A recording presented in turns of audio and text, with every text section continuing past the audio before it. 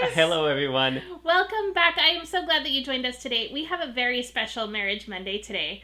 I have been looking forward to this one because, well, spoiler alert, it's our story. Right? It's my favorite story. You know that saying, like, I think it's on wood signs everywhere. Out of all the love stories, ours is my favorite. Mm-hmm. Ours is my favorite. Right. Welcome, Dwayne. It's been a long time since you've been on the channel. It's been a long time since I've been on the channel. I know. Welcome back. Thank you. You're welcome.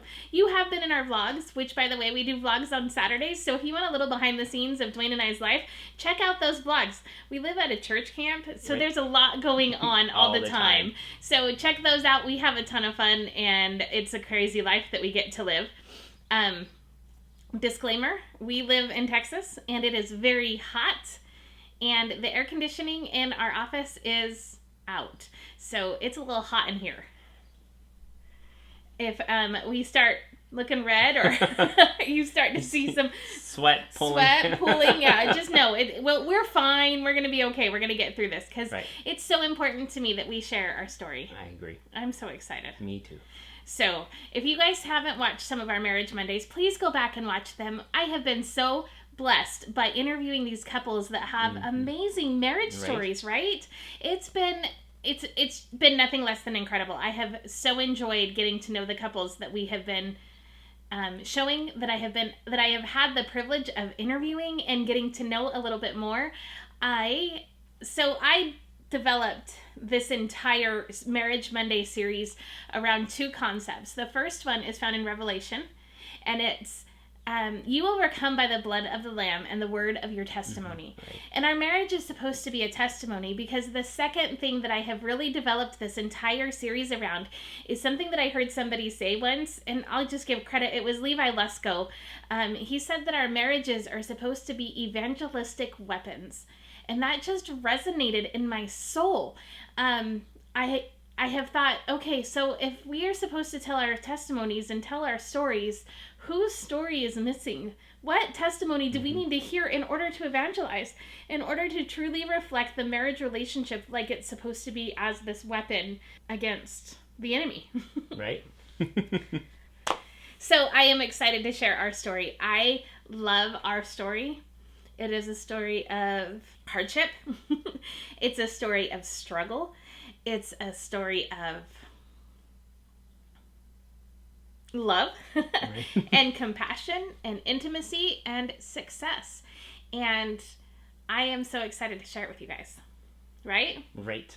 So this is going to be hard because both Dwayne and I are talkers, and I don't want these to be so long that you don't stick around. So we're going to try to really just put this in a nutshell, what our marriage story is, and then move forward and talk about where our marriage story is going. So let's just start from the beginning. Okay. Yeah? Sure. Way back in the beginning. Way back in the beginning. Dwayne and I were both, I want to say freshly divorced, but we were healed. We had gone through the hard work of forgiveness and reconciliation and those kind of things with after the divorce from both sides. We both bring 3 kids into the marriage, so I have 3 and Dwayne has 3. And nothing went like it was supposed to when we first got married. No. Literally nothing.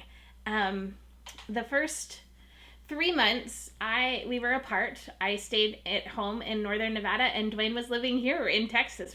That was from March to June. And in June, I had a custody court case that was...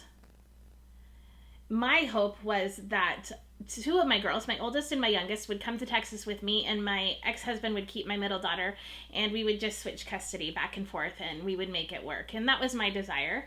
I think I was a little naive going into that custody battle, into that custody case, because my kids' dad and I, we had a good co-parenting relationship, and we had conversations regarding that, and I always thought that he would just give me my way. And we walked into that courthouse, and I wasn't even heard. There was... I don't know how else to say it. I was basically laughed out of the courtroom for different reasons. And I had to make the decision that night. Do I go with my new husband, who I am committed and devoted to, and leave my girls with their dad? Or do I stay and be a mom? And that was a very hard decision. We had the moving van loaded. Right. And I was moving to Texas with or without my kids. And that was a hard way to start our marriage. Right? Yeah, it was really hard. It was a very hard way to start our marriage. And you can imagine the emotions that went with that. When we got to Texas, I was here without my kids. I didn't know how I was going to be able to see them. I didn't know what the visitation schedule was going to look like. We didn't really have much direction going forward after that court case. And on top of that, the mother to Dwayne's children had moved as well. But the difference was that we now had his kids. Right. So I left my kids in Nevada and I jumped full-time into full-time stepmomming. Right. That was difficult. Yeah, it was very difficult. Not at all what I had planned. Not at all what I had imagined. Not at all what Dwayne and I had visioned. I think that I thought my stepkids were just going to fall in step. I compared them a lot to my own children. And so I expected to be able to parent them the same way that I had always parented my children. I quickly realized that was impossible because they had been raised differently than my kids had been raised. Dwayne's parenting style, as well as their mom's parenting style, was significantly different than mine and my kids' dad's parenting style was. Right. And that was a challenge. Yeah. It really was. Like Megan said, we had such different parenting styles, and let's be honest, that wasn't even a conversation that we had going, when we were I don't know, dating. I don't know when from the point that we started talking and everything like that, parenting styles were never a conversation that we ever had. They weren't. And looking back, hindsight's 2020. Looking back, that's something that I encourage couples to discuss before they enter into that commitment of marriage. What are your expectations? What are your parenting styles? I think that it was a God thing that we didn't discuss that, because I don't know that we would have come together had we had those very hard conversations of what the different parenting styles are. I definitely struggled with that more than Dwayne did. I struggled with that. I wrote about it in the book, right? And I struggled with the idea that I was responsible for these children that I had no responsibility raising or getting them to the point that they were at. And not that they were bad. I thought they were bad back then. I thought that everything that they did was wrong because it was different than what my kids would do. But it was just a challenge. It was a new challenge. And looking back, I wish that I would have known the things that I wrote about. I wish I would have known about picking my battles and setting strong boundaries and just knowing that this is their history as well. But I wasn't there. I wasn't in that way. So if you guys feel that way, if you feel a little bit of tension there, I would encourage you to check out my book, Nana's Pearls, Finding Hope in Your Blended Family Marriage. I have found that that's very common in blended families, that parenting styles isn't discussed. Right. So our first year was full of fighting. And it was mainly about the kids. And it wasn't the kids' fault at all. Looking back, it was never their fault. It was either mine or Dwayne's fault. It was our stubbornness. It was not having a voice or the right kind of communication style to get through to the next step. Right. It was so many things besides what the kids were, but it was easy for me, I think, to blame the kids. Right. So that first year, Dwayne felt constantly, and I'm going to speak for you here, like your parenting style was under attack. Yeah, that's a pretty good statement, pretty true statement. So every time that the kids acted up, I would make it a personal thing against Dwayne. And listen to me, I'm like confessing everything to you guys. I didn't expect to go this deep. That first year was rough. It was very hard. We both were away from family. We were both away from any kind of support system except our church. And as much as they supported us, we really felt called to get closer to family. Right. And we did. We moved to Nebraska. The second year that we were married, we moved to Nebraska. And that was a really hard transition as well. Right. That was the first time really that we had to establish a co-parenting relationship. Once we moved to Nebraska, we started a schedule that allowed the kids' mom to have more parenting time. So we really started a co-parenting relationship there. And we'd never had that before. No. Because my kids, they visited us when every school break they would visit us, and whenever we could, we would go see them, but there wasn't a lot of parenting time during that time because we tried to just make it about connection and raising and really just connecting with my girls. But with his kids, we were full-time parents to those 3 kids for the first year and a half of our marriage. Right. And then all of a sudden we had a custody schedule that would allow her to have more parenting time. And we were excited about that. We were excited. That was one of the things that determined our move, is that they would be closer to their mom and be able to establish a better relationship with their mom. But that was hard. That was really hard. Yeah. And there was a season there where I didn't know my place in this relationship. I didn't know where I was supposed to go. I felt like I was the one that was keeping the family apart, because if it weren't for me, I felt like they would still be together. And as much as the marriage was over when I entered the picture, having that co-parenting relationship now, I felt like I was the extra. I was the third wheel, if you will. Mm-hmm. I was the one that didn't belong. And if I just removed myself, then everybody would be cohesive. And that second year was hard. But Dwayne, knowing how much I like surprises, which I don't, I hate them, surprised me one Sunday morning, and I went to church, and all of Dwayne's family was there. A lot of our friends were there. I was shocked, and we exchanged our vows that day. Mm-hmm. We recommitted to each other that day. We really, truly decided, this is it. We really are this. We know now what we're getting ourselves into. We know now what this commitment looks like. We really, truly understand what our parenting styles are, what everything is. Take it or leave it. Right. And we renewed our vows that day. Mm-hmm.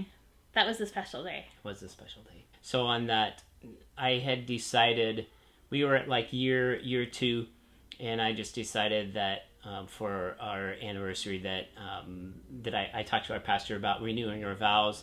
Contacted family, friends, and the pastor made the announcement right at the end of the service. I didn't want it to be like something separate where we had to wait a lot after church. So at the end of the service, we just decided, and pastor's like, you notice there's some, a few extra people here.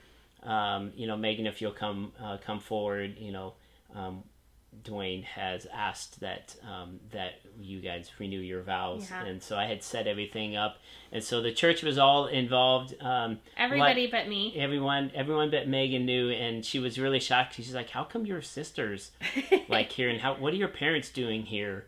And things like that. So it was a special time to renew our vows. And I really feel, as much as our commitment was strong when we got married, and it was a really cool moment, I really feel like that second year when we renewed our vows, it was literally on our second wedding anniversary. When we renewed our vows that second year, it was almost like I don't want to say a commitment, because we were committed right. before then, but it was definitely more of a solid, we're not going anywhere. Right. We're going to figure this out. We're going to make this work. Mm-hmm. Right? Yeah. Do you agree? Yeah, I think so. So that was our second year. And probably, we were just going through life. We were just really trying to figure life out, where we belong, what our marriage was doing, what we were supposed to be doing, and raising kids. And we were doing okay. The custody with my girls remained the same, that I saw them every school holiday, and I was able to see them whenever we were able to make it to Nevada. Right.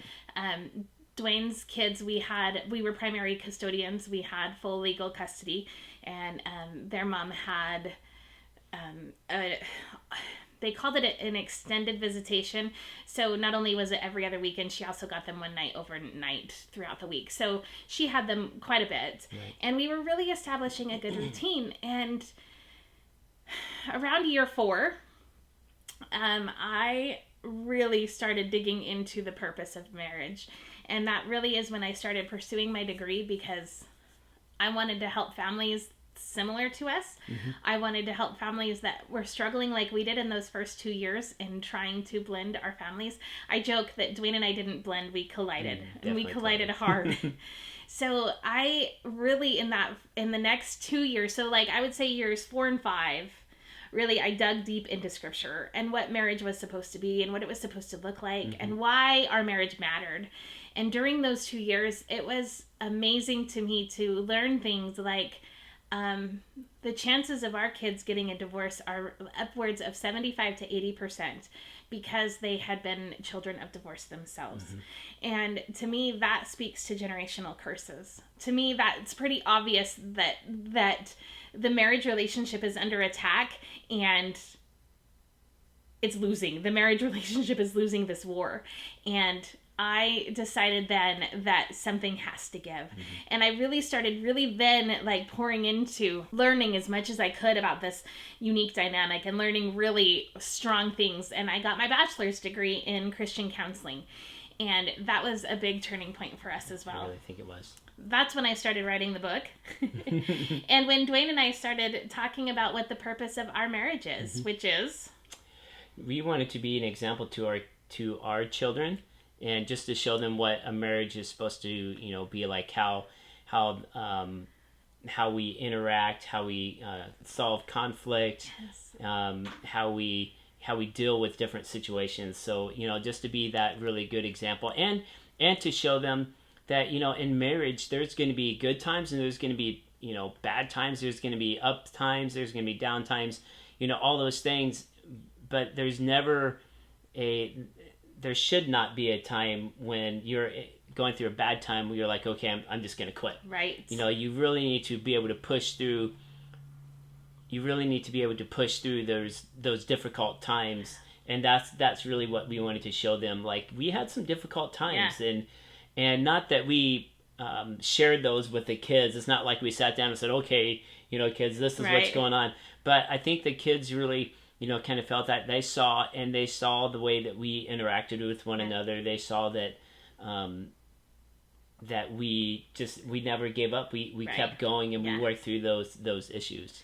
And looking back, there were definitely times when we were in hard seasons. Right. And I think the kids felt that. I think the kids recognized that.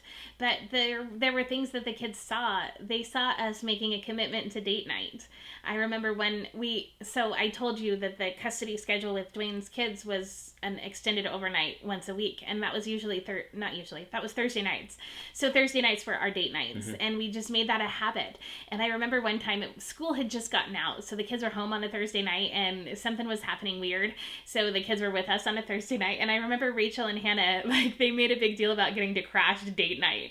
And they even posted it on social media. They took a selfie with us, crashing date night because they watched our date night so often. They're like, oh, we gonna go on a date night? I didn't know that. We went for sushi. We did go for sushi, sushi, and there was just something going on to where they weren't able to go to their moms that particular night. I think that it was just that we were falling into the summer schedule, which was a little bit weird. A little bit different. So it just was a rare Thursday night that the kids were with us, but we weren't willing to cancel our date night.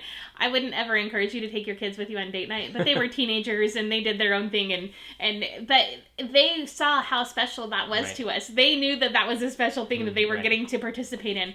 And I just hope that they take that and they realize that our time together was special. Right. And there was special occasions that they got invited along. Sometimes our youngest, TJ, would hang out with us all summer long. And there were times when TJ came along on dates. Right. Probably more than most, just because we had her for longer. But I think that those are the things that the kids witnessed. Even in the hard seasons, we didn't sacrifice date night. We didn't sacrifice going to bed together at the same time. Right. The kids knew that when we went to bed, it wasn't like, okay, Dad's going to go to bed and then Megan's going to go to bed, or Mom's going to go to bed and then Dwayne's going to go to bed. That's not how the kids saw it. They saw, okay, we're going to bed. Good night. They knew that we went to bed together at the same time. And those are the kind of things, they did witness conflict, and they did witness communication, and they did witness healthy communication styles. They also just witnessed the day-to-day living together and what that looks like, making your marriage a priority. Right. And those are the things that we work hard to reflect. I don't know if you guys can hear the car horn right outside our office. But those are the things that we work hard to reflect in our kids.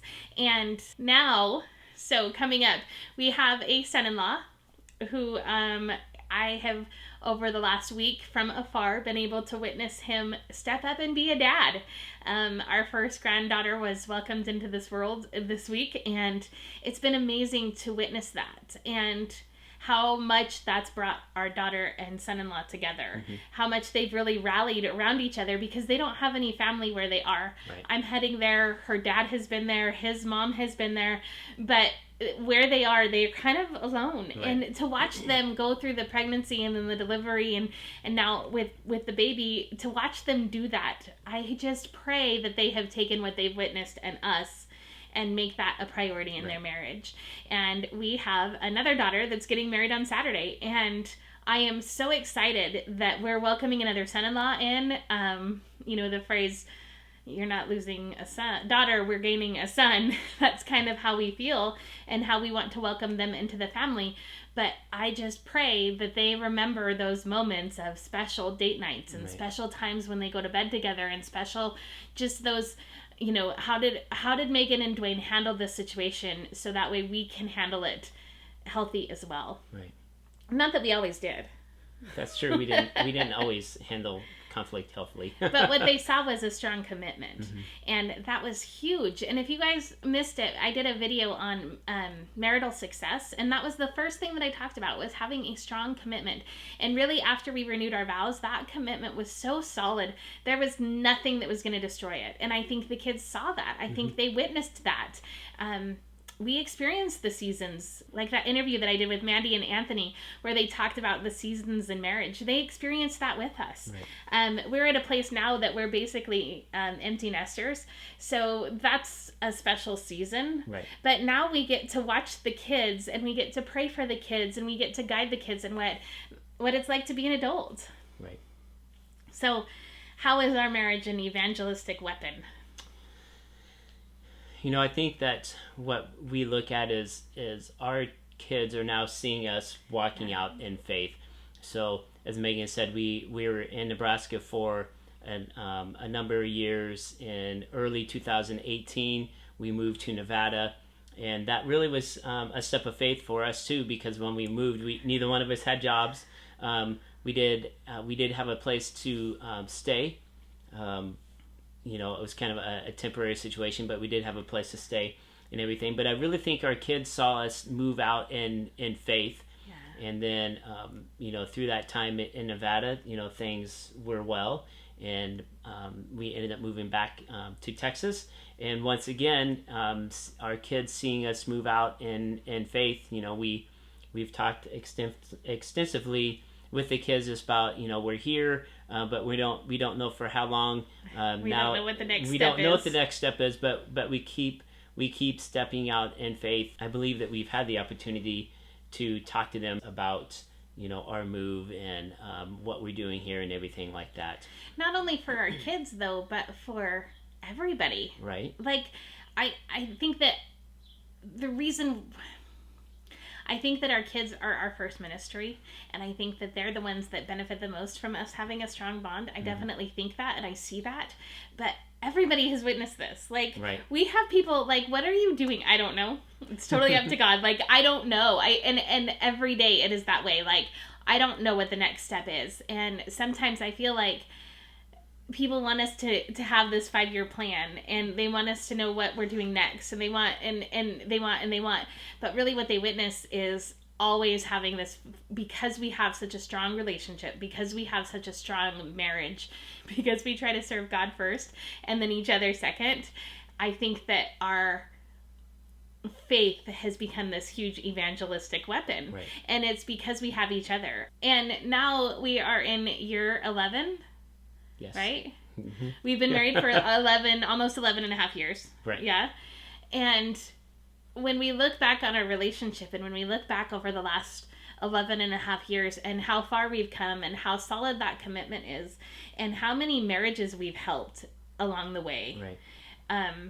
It's just such a blessing. It's just such an amazing thing. And I think it's so important to remember